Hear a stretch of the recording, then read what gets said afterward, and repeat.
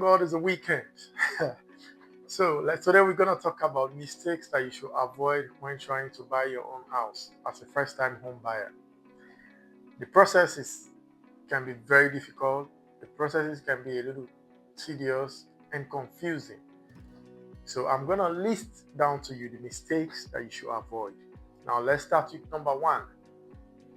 Don't start your home buying journey without a realtor. Never. Don't do that. Because the seller that you're meeting have an agent that is there to negotiate on their behalf. So you need your own realtor that have to negotiate on your behalf to the seller. And the reason why you need a realtor, because the realtor know the market than you most of the time. You don't know the process it takes to go through the home buying journey, especially when you're a first-time home buyer. A true story. A few years ago, when me and my wife was looking for our first home, we didn't know that there is something called a real estate agent. We didn't know there is something called a realtor. So we wake up one morning, we went to this house that we saw online, we wanted to buy. We just stand outside for the rest of the time, just passing around the house through the windows, the back door. We can't go inside. Why? Because there are locks that are on these houses. It's only realtors that can open them. And it's only realtors that have the chance to get into these houses. So you can see a very beautiful house that you want. But if you don't have the access to these homes, you can't enter into them. But now let's assume you even have the chance to go inside these houses.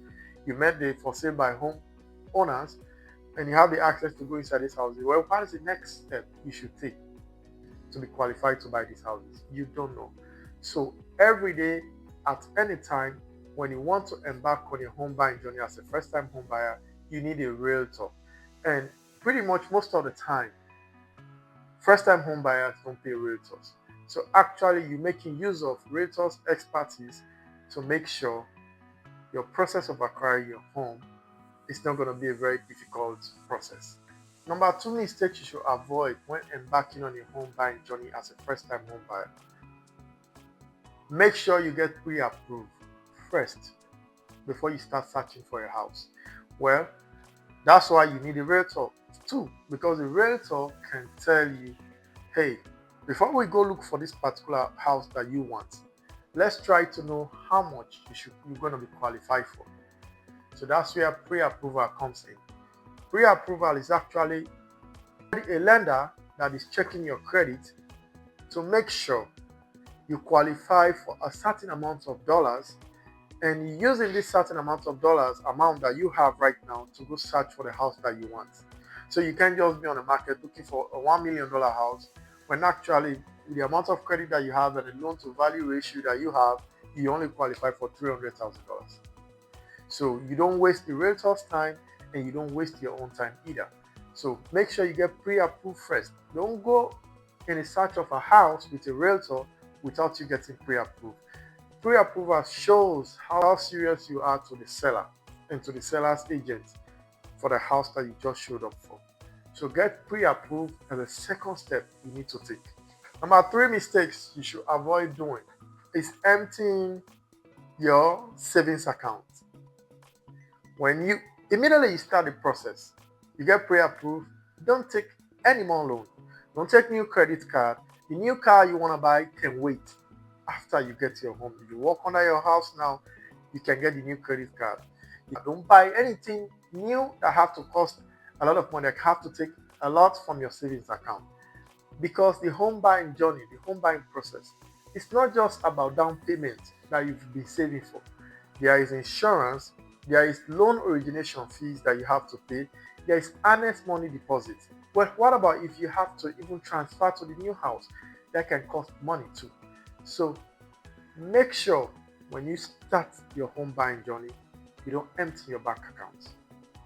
Number four is not a mistake, it's just a word of caution.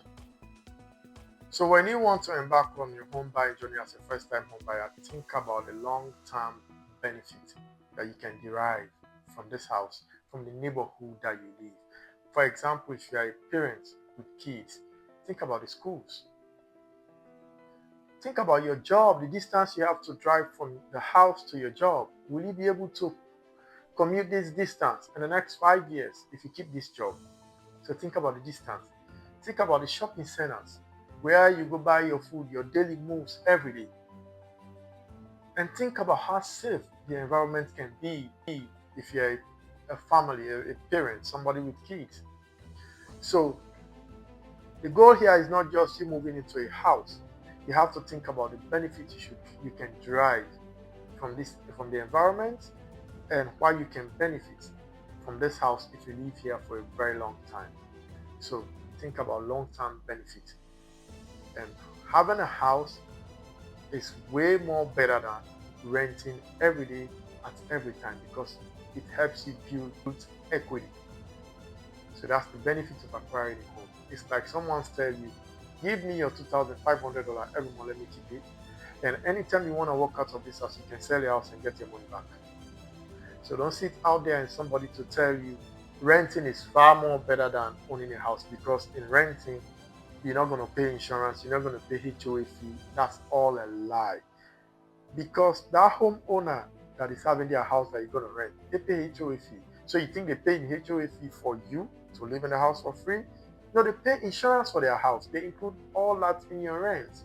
So if you want to embark on your home buying journey today as a first-time home buyer, whether you've been buying houses for yourself, or you get your house before you now you want to upgrade, or you get your first house before you want to downgrade because of family size, reach out to me today, and I'll help walk you step by step through the process of acquiring your own home.